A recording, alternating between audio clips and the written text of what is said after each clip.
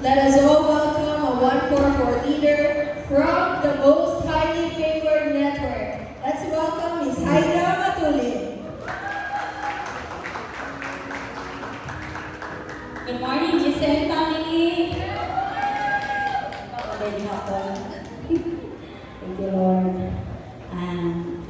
I thank the Lord for Pastor Charlie and Pastor Eunice for giving me the chance to share my testimony and inspire others. Sa wala ka kayo na magpalayla sa ako. I am Haida Matulin, married to Wilfred Matulin. I am a blessed mother, favored to take care of 5 healthy, God-fearing, talented, and independent sons, namely John Hanfred Wilfred Jr., June Hins, Prince Emmanuel, and Hezekiah. I know they are the treasures God has entrusted to us. I am a 144 leader of Pastor Charlie and Pastor Eunice, a primary 12 and our most highly favored women network with our beautiful and favored leader, Tizuset Balaba. Thank you, Ben. My journey began in 2016 when a friend invited me to church. I never thought I'd come this far, coming from a family with traditional belief.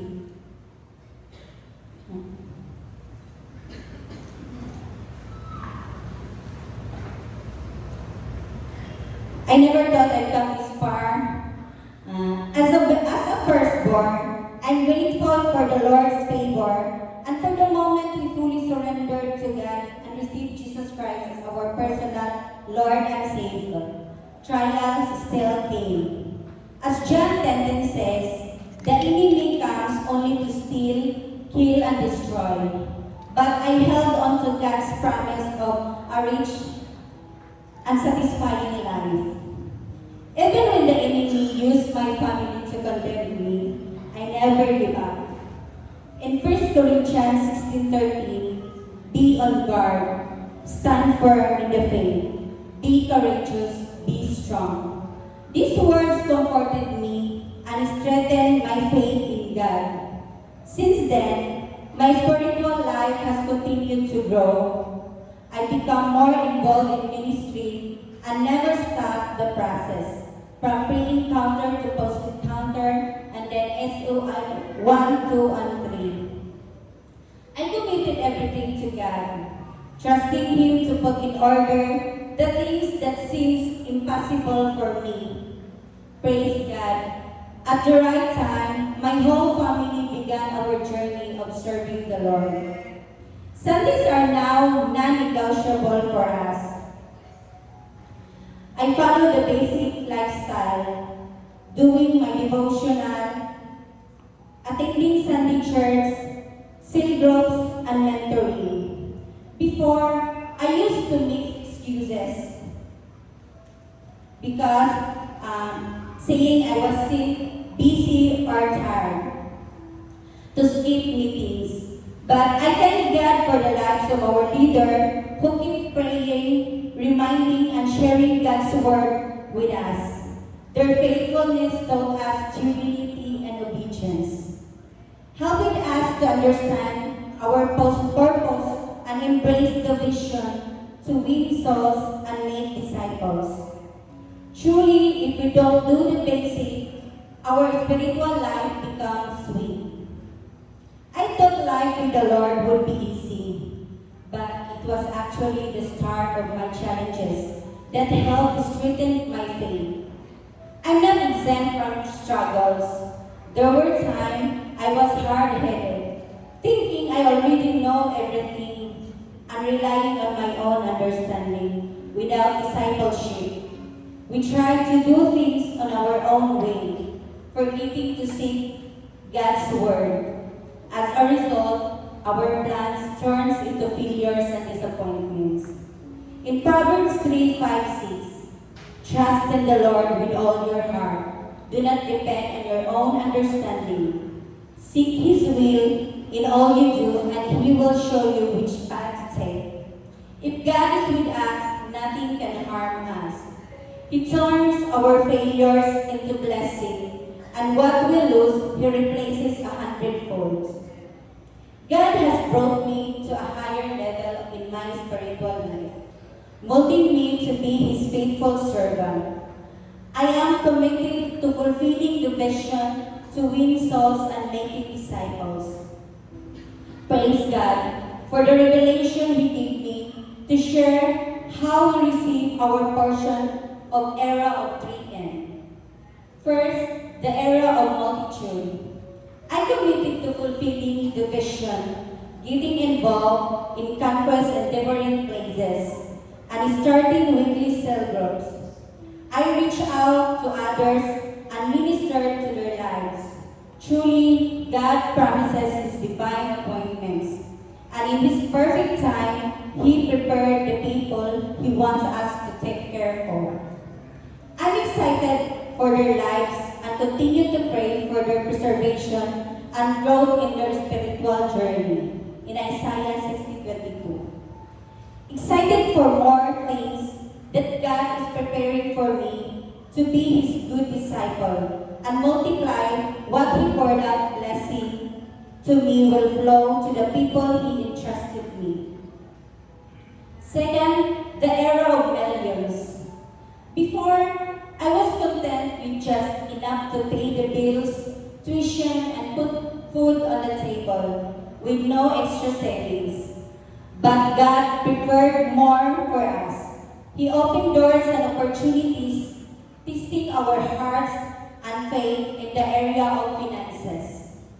Thank you, Lord, for making our heart humble and teaching us to be a cheerful givers. Now, there is no hesitation in giving tithes, offering sacrifices, or first fruits, something I once resisted. My husband opened up about starting a taxi business. I was afraid we couldn't pay the monthly amortization, but God reminded me to be a supportive and submissive wife. We started with one taxi, then two, and now God had blessed us with 4 untrusted drivers. We believe this is happening because of our faithfulness in giving back to the Lord. God has poured out His blessing and favors. He is truly faithful. Even our eldest son, Hanfred, at a young age and as undergrad, is earning 6 figures while working abroad, traveling, and enjoying God's favor. We always remind him to stay humble and grateful. Thanks be to God always for who is the author of everything we enjoy. And He is faithful also in His tithes and offering. In Malachi 3:10, bring all the tithes into the storehouse, so there will be enough food in my temple. If you do, says the Lord of heaven's armies, I will open the windows of heaven for you. I will pour out a blessing so great you won't have enough room to take in it. Try it. Put me the test. We are even able to acquire properties in cash. Hallelujah.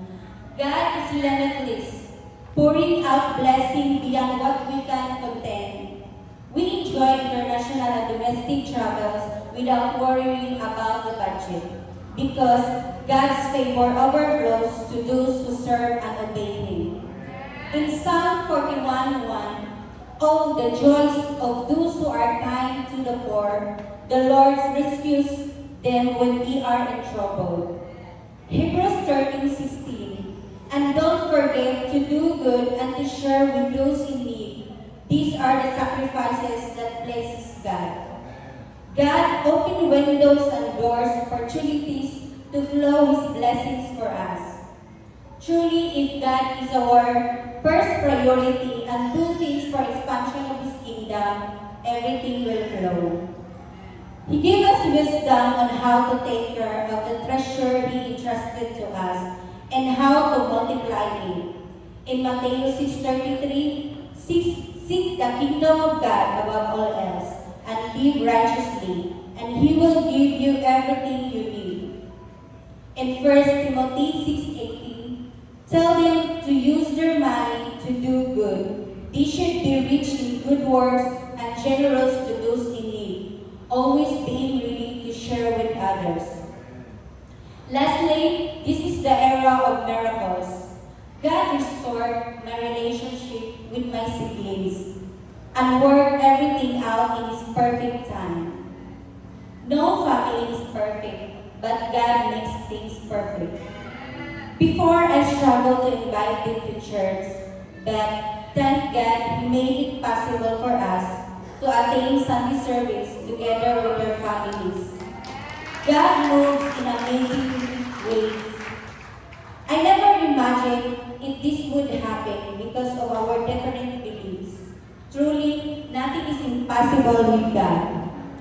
We've now started our family altar and Simbalay, sharing God's word and how He moved amazingly in our lives. Before, it felt awkward to share God's word with them, but now, they have their own stories of how good He is. Even my husband's life has been touched by God's as he embraces the vision. Although before, again siya sa buluhaton, karon dili na. Excited po ko sa iyang life kung asa na siya gidala ni Lord. My whole family is protected from all the works of the enemy. God provides for our needs beyond what we ask for and has set us apart to serve Him. Excited to share